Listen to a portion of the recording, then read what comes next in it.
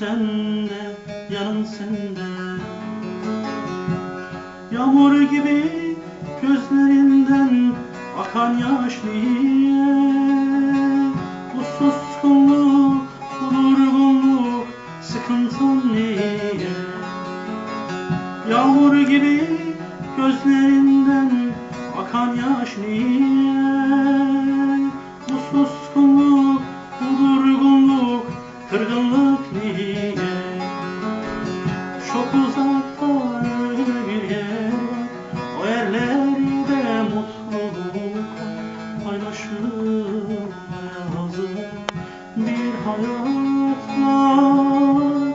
Çok uzakta öyle bir yer, o yerlerde mutluluk paylaşılmaya hazır bir hayat.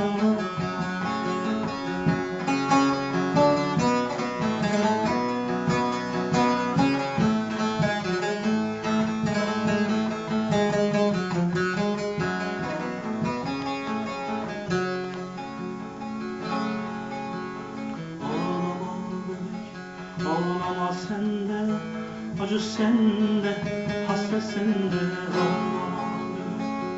Ağlama sende, acı sende, hasret sende. Dalıp dalıp derinlerde düşünmen niye?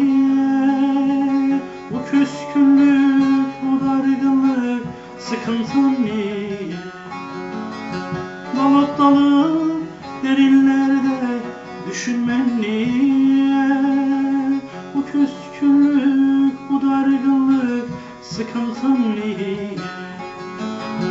Çok uzakta öyle bir yer var, o yerlerde mutluluk paylaşılmaya hazır bir hayat var.